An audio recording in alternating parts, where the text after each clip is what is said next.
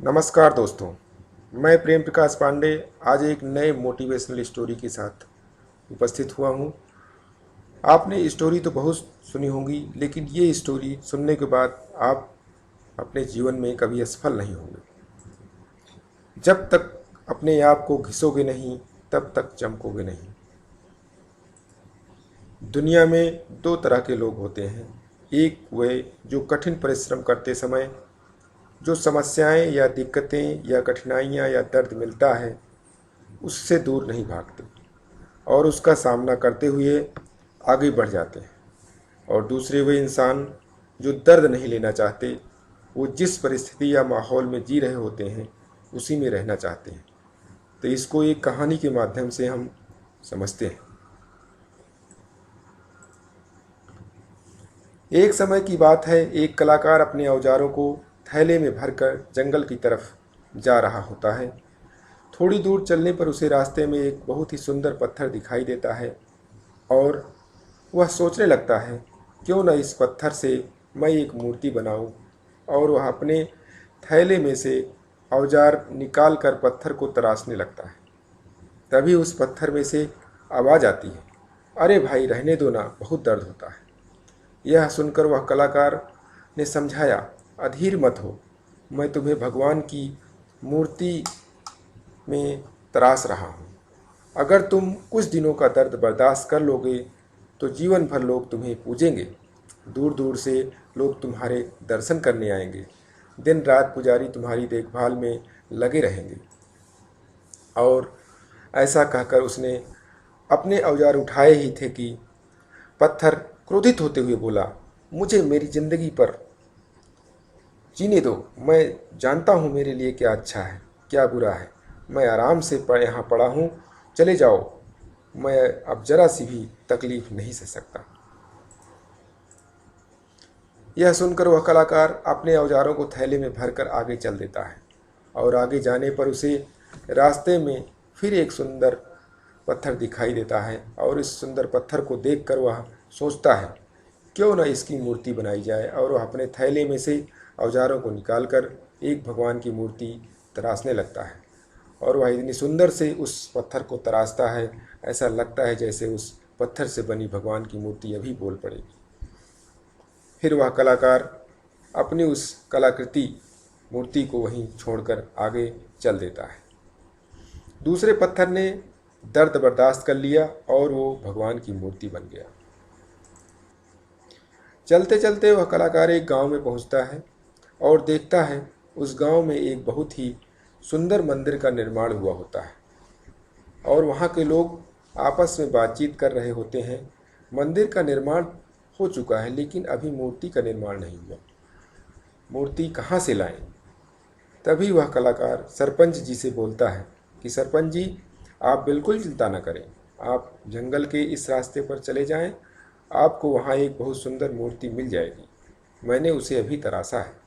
आप उस मूर्ति को इस मंदिर में स्थापित कर सकते हैं। यह सुनने के बाद सरपंच जी गांव के कुछ लोगों के साथ उसकी बताई गई जगह पर चल दिए और उन्हें मूर्ति मिल जाती है। वह मूर्ति लाकर जंगल मंदिर में स्थापित कर देते हैं। अब लोग आते हैं, मूर्ति के सामने मन्नत मांगते हैं, अपना सिर झुकाते हैं। लोग रोज उसे फूल माला चढ़ाने लगे। दूर दूर से लोग उसके दर्शन करने आने लगे। मंदिर में नारियल फोड़ने के लिए कोई जगह नहीं होती। तब सरपंच जी के मन में विचार आता है कि नारियल फोड़ने के लिए मंदिर के बाहर एक पत्थर होना चाहिए। तभी वह कलाकार उस सरपंच जी को बताता है कि उसी जगह पर एक पत्थर और है। यह सुनने के बाद गांव के सरपंच जी वह पत्थर जंगल से उठाकर लाते हैं और मंदिर के बाहर रख देते हैं। अब मंदिर में जो भी कोई पूजा करने आता है उस पत्थर के ऊपर नारियल फोड़ता है। फिर एक दिन दोपहर के वक्त जब मंदिर में कोई नहीं रहता, तो दोनों पत्थर एक दूसरे से बातचीत कर रहे होते हैं कि जिस पत्थर पर आज सब नारियल फोड़ रहे थे, वो पत्थर मूर्ति वाले पत्थर से बोलता है, अरे वो पत्थर, तेरी क्या किस्मत है, तुझे आज भगवान बनाकर पूजा जा रहा है।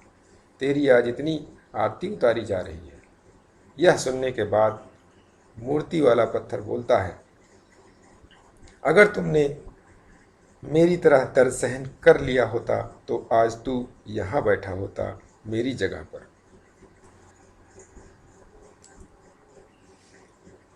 कहानी से सीख क्या मिलती है? सबसे बड़ी चीज़ होती है कहानी सुनने के बाद उसकी जो सीख होती है और उस पर अमल करना बहुत ज़रूरी होता है। दोस्तों, इस कहानी से हमें यह सीख मिलती है, सफलता उन्हीं लोगों को मिलती है जो अपनी जीवन में बहुत दर्द सहन करते हैं, बुरे वक्त में भी वो हार नहीं मानते और सफलता के लिए लगातार मेहनत करते रहते हैं। इसीलिए आज आप जो कर रहे हैं उसे पूरी लगन और कड़ी मेहनत के साथ करते रहिए, चाहे वो पढ़ाई हो चाहे वह फिर बिजनेस, आपको सफलता ज़रूर मिलेगी। जो लोग दर्द सहन करते हैं वही लोग अपनी ज़िंदगी में कुछ कर पाते हैं। दूसरा सीख यह मिलती है कि कहानी से मूर्ति बनाने वाले कलाकार की तरह हमारे माँ बाप भी कभी कभी हमें सही रास्ते पर लाने के लिए डांटते हैं और कठोर कदम उठाते हैं, जो हमें भविष्य में एक अच्छा इंसान बनने के लिए होता है। जो कोई इस डांट और फटकार या कठोर कदम को छेनी हथौड़ी चोट समझकर उसको स्वीकार कर लेता है, वही अपने जीवन में एक सफल व्यक्ति बनकर दुनिया के सामने आता है।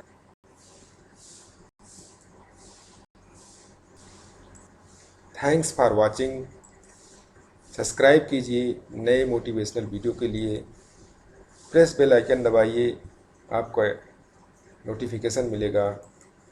कमेंट्स कीजिए या सलाह दीजिए, शेयर कीजिए और लोगों में, जिससे और लोग मोटिवेटेड हों, और अच्छा लगा तो लाइक कीजिए। धन्यवाद।